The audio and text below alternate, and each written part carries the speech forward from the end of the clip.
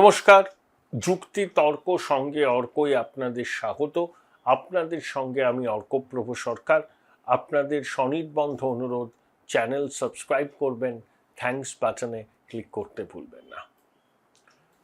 দেখুন, 12ই জুন সাংবাদিক বৈঠক করেছেন মুখ্যমন্ত্রী শুভেন্দু অধিকারী। সেখানে প্রধানমন্ত্রী নরেন্দ্র মোদী যে রেকর্ড করেছেন নির্বাচিত প্রধানমন্ত্রী হিসাবে জওহরলাল নেহরুকে ছাপিয়ে গিয়েছেন, তা 12 বছরে মোদী সরকারের সাফল্যের খতিয়ান তুলে ধরার পাশাপাশি শুভেন্দুবাবু তার সরকারের 1 বছরের সাফল্যের খতিয়ানও তুলে ধরেছেন এবং বলেছেন যে ডবল ইঞ্জিনের সরকার 1 মাসের মধ্যে কি করেছে। আয়ুষ্মান ভারত চালু হয়েছে, সংকল্পপত্রে দেয়া প্রতিশ্রুতি মতো মাতৃশক্তি অন্নপূর্ণা ভাণ্ডারের মাধ্যমে 3000 টাকা করে পাচ্ছেন, লিস্ট আপডেট করা চলছে। সমস্ত কেন্দ্রীয় প্রকল্পের কাজ শুরু হয়েছে, ভিভি রামজি প্রকল্পের জন্য বরাদ্দ চলে এসছে। প্রচুর রেল প্রকল্প যেগুলো জমিজটে আটকে ছিল সেই প্রকল্পের কাজ শুরু হবে এবং পরিকাঠামো থেকে শুরু করে শিল্প, কলকারখানা সবকিছু নিয়ে একটা ইতিবাচক বার্তা দিয়েছেন নতুন মুখ্যমন্ত্রী। এবং যেটা আমরা পরিষ্কার বুঝতে পারছি যে বিগত 50 বছরে সামান্য কয়েকটা বছর বাদ দিলে আমরা কেন্দ্র রাজ্যের এই সমন্বয় কখনো দেখিনি। যেটা আমাদের মাননীয় অর্থমন্ত্রী ওটা স্বপন দাশগুপ্ত খুব সুন্দরভাবে বলেছেন যে পশ্চিমবঙ্গের জন্য দরকার মার্শাল প্ল্যান। এই মার্শাল প্ল্যানটা কি?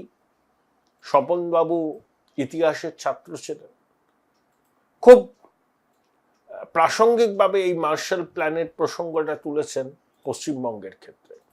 1947 সালের 5ই জুন হার্ভার্ড বিশ্ববিদ্যালয়ে বক্তব্য রেখেছিলেন জর্জ সি মার্শাল, যিনি বর্তমানে মার্কিন বিদেশ সচিব মার্কো রুবিও তার পূর্বসূরি মানে ইমিডিয়েট পূর্বসূরি নয়, 47 সালের কথা। সেখানে মার্শাল বলেছিলেন যে ইউরোপিয়ান রিকনস্ট্রাকশন প্ল্যান হবে এবং তার জন্য আমেরিকা $13.3 বিলিয়ন 4 বছর ধরে খরচ করবে। সেটা গ্র্যান্ট ইন এইড হতে পারে এবং সেটা খুব সহজ শর্তে বা সুদবিহীন ঋণ হতে পারে। এর উদ্দেশ্য ছিল যে বিশ্বযুদ্ধ পরবর্তী ইউরোপের পুনর্গঠন, ফ্রি ট্রেড, কৃষির উন্নয়ন, কলকারখানার প্রোডাকশন বাড়ানো। 2, ডেমোক্রেটিক ইনস্টিটিউশনগুলোকে স্টেবিলাইজ করা, তাকে আরো বেশি কার্যকরী করা। 3, পূর্ব ইউরোপে কমিউনিজমের প্রভাব যাতে না পড়ে সেটা নিশ্চিত করা। সোভিয়েতের কিছু স্যাটেলাইট স্টেট ছিল পূর্ব ইউরোপে, তারা আমেরিকার এই অর্থ সাহায্য নেননি। সোভিয়েতের ভয় ছিল যে আমেরিকার অর্থ সাহায্য পেলে সাবেক পূর্ব ইউরোপের দেশগুলো সোভিয়েত হেজিমনির বিরুদ্ধে বিদ্রোহ করতে পারে। কিন্তু 17টি দেশ নিয়েছিল, তার মধ্যে Britain, France, Germany, Italy, Portugal, অনেক দেশ। 1951 সালের ডিসেম্বরে এই প্রকল্পের মেয়াদ শেষ হয় এবং ইউরোপের বিভিন্ন দেশের পারস্পরিক সম্পর্ক, বিশ্বযুদ্ধের সময় তো সম্পর্ক তলানিতে ঠেকেছিল, আস্থার সম্পর্ক পুনরায় তৈরি করা এবং সেখান থেকে ইউরোপীয় ইউনিয়ন এই কনসেপ্টের সূচনা বলা যেতে পারে। এবং অনেকে বলেন যে ন্যাটো পরবর্তীকালে যে তৈরি হয়েছিল তার পিছনে অনুঘটকের কাজ করেছিল মার্শাল প্ল্যান। অর্থাৎ ভেঙে পড়া ইউরোপের অর্থনীতি, গণতান্ত্রিক ব্যবস্থাকে চাঙ্গা করার জন্যই এই Marshall plan. Doctor Dasgupta Marshall প্ল্যানের উল্লেখ করেছেন পশ্চিমবঙ্গের ভেঙে পড়া অর্থনীতিকে চাঙ্গা করার জন্য। অর্থাৎ এখানে কেন্দ্রীয় সরকার ওই ভূমিকায় অবতীর্ণ হবে যেটা মার্কিন যুক্তরাষ্ট্র দ্বিতীয় বিশ্বযুদ্ধ পরবর্তী সময়ে ইউরোপের দেশগুলোর আর্থিক উন্নয়নে যে সহায়তা দিয়েছিল, আর্থিক সহায়তা। অর্থাৎ কেন্দ্র থেকে বেল আউট প্যাকেজ না পেলে রাজ্যের পুনরুজ্জীবন সম্ভব নয়, একদম স্পষ্ট। কিন্তু কোন রকম মোরাটোরিয়াম দেওয়া তো সম্ভব নয়। একটা রাজ্যকে ঋণের সুদের উপর মোরাটোরিয়াম দিলে অন্য রাজ্যগুলো একই দাবি করবে, সেটা সম্ভব নয়। কিন্তু দরকার স্পেশাল প্যাকেজ, যেটা বিহারের জন্য প্রধানমন্ত্রী ঘোষণা করেছেন, অন্ধ্রের জন্য হয়েছে, এবার বাংলার জন্য হবে। তাহলে প্রধানমন্ত্রী নরেন্দ্র মোদী নিরবচ্ছিন্নভাবে প্রধানমন্ত্রী থেকে পণ্ডিতজির রেকর্ড ভেঙে দিয়েছেন। তার সুস্বাস্থ্য কামনা করি, দীর্ঘজীবন কামনা করি, এবং যেভাবে তিনি ভারতকে নেতৃত্ব দিচ্ছেন সেইভাবেই নেতৃত্ব দিয়েছেন। অনেকে প্রশ্ন তুলছেন যে 47 থেকে 52 সালটা কি হবে। তখন তো নির্বাচন হয়নি। প্রথম নির্বাচন বাঙালি নির্বাচন কমিশনার সুকুমার সেন, তা নির্বাচন 52 সালেই প্রথম হয়েছিল। নেহরুজি 52, 57, 62-তে থাম্পিং মেজরিটি নিয়ে জিতেছিলেন। কিন্তু এটাও ঠিক যে সর্দার প্যাটেল প্রথমে নেহেরু মন্ত্রিসভায় উপপ্রধানমন্ত্রী ছিলেন, ডক্টর শ্যামাপ্রসাদ মুখোপাধ্যায় সেই মন্ত্রিসভার সদস্য ছিলেন, যে মন্ত্রিসভা 1947 সাল থেকে কাজ শুরু করে। এখন 22শে জুন শুভেন্দুবাবু মন্ত্রিসভার প্রথম বাজেট, 8 লক্ষ কোটি টাকা দেনা। যে শিশু ভূমিষ্ঠ হলো আজ রাতে, তার মাথায় 81,000 টাকার দেনা। বিবিধ সামাজিক প্রকল্প চালু রাখার দায়,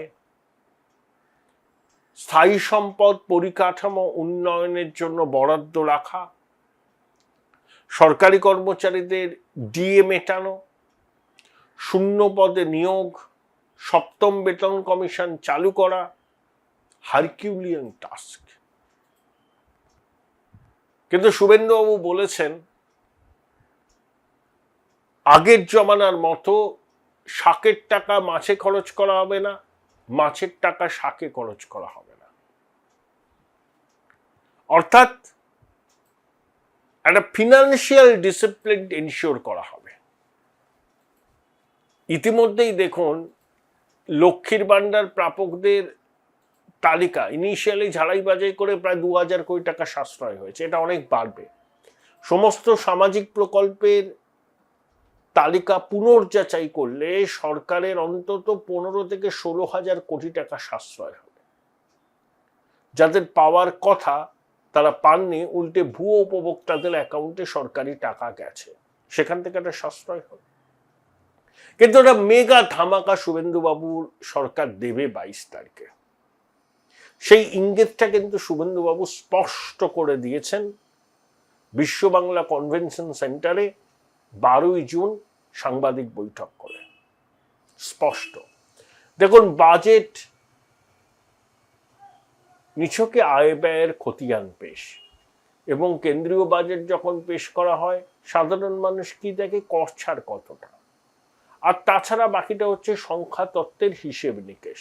কিন্তু এবারের নতুন সরকার তাদের মেডেন বাজেটে অবশ্যই কিছু যুগান্তকারী সিদ্ধান্ত ঘোষণা করবেন। এবং Join Runux Institute of Hotel Management, New Town, offering guaranteed global placement in hotel, hospitality, aviation, hospital and culinary management. সেটাই শুভেন্দুবাবু বলেছেন। 22 তারিখে কিন্তু দারুণ কিছু ঘটতে চলেছে। আমার ধারণা মেগা কোনো প্রকল্পের ঘোষণা হবে, এবং সেটা কিন্তু শুধুমাত্র ঘোষণার জন্য ঘোষণা নয়, তার জন্য কি বরাদ্দ হবে আর্থিক, এবং সেই আর্থিক বরাদ্দ উৎস কি, কোথা থেকে টাকাটা জোগাড় হবে, সে সম্পর্কে স্পষ্ট দিশা থাকবে বাজেটে। এবং সংকল্পপত্রে যা যা ঘোষণা করা হয়েছে সেই প্রতিশ্রুতি কিন্তু এই সরকার পূরণ করতে বদ্ধপরিকর, এটা নতুন মুখ্যমন্ত্রী জানিয়ে দিয়েছেন। এ তো গেল একটা দিক। আমরা অপেক্ষা করব 22শে জুন মেগা ধামাকার দিকে। আর আমার পূর্বতন শাসকের করুণ মলিন ছবিটা তো আপনারা দেখছেন। 11ই জুন 5.5 ঘন্টা জেরা করার পর খোকাবাবু বেরিয়েছিলেন, বেরিয়ে পিসিমণির বাড়ি চলে গিয়েছেন। 19 জন সাংসদের সই সংগ্রহ করে লোকসভা স্পিকারকে দেয়া হয়েছে, অর্থাৎ 2/3 মেজরিটি হয়ে গেল। এখন প্রশ্ন হচ্ছে, আলাদা ব্লকের স্বীকৃতি দেওয়ার আইনি সংস্থান আছে? 2/3 এমপি বেরিয়ে গেলে তারা আলাদা ব্লক করার প্রভিশন আছে বলে নেই বলেই মনে করছেন অনেক বিশেষজ্ঞ। তাদের বক্তব্য এদের কাছে একটাই অপশন, মার্জ করে যাওয়া। জানি না এটা মাননীয় অধ্যক্ষ কিভাবে বিষয়টা দেখবেন, আইন বিশেষজ্ঞরা আছে। কিন্তু তৃণমূল কংগ্রেস, মানে যারা মমতা বন্দ্যোপাধ্যায় 25-26 বছর আগে প্রতিষ্ঠা করেছিলেন, তার কিন্তু কোনো নাম ও নিশান রইল না। রাজ্যসভায় ইতিমধ্যেই 3 জন পদত্যাগ করেছেন, লাইনে আছে আরো অনেকজন। এই যে প্রকাশ চিক বারাইক আলিপুরদুয়ারে, ঋতব্রত বন্দ্যোপাধ্যায় প্রথমে একে নজরে আনেন, তারপর তার কথা দলের নেতৃত্বকে বলেন এবং যে তৃণমূল তার সম্মান দিয়েছিল, রাজ্যসভায় পাঠিয়েছিল, ইত্যাদি ইত্যাদি। তা ঋতব্রত তৃণমূল থেকে বেরিয়ে এসে, মানে মমতা অভিষেক ডুওপলির থেকে বেরিয়ে এসে সে এখন নিজেই বলছে আমি তৃণমূল। যাই হোক, তা প্রকাশ চিক বারাইকের ইস্তফা দেওয়াটা সময়ের অপেক্ষা ছিল, তা তিনি দিয়ে দিয়েছেন। খুব শীঘ্রই রাজীব কুমার ইস্তফা দেবেন, মানেকা গোস্বামী দেবেন, সাগরিকা ঘোষ একটু ডিলেমায় আছেন।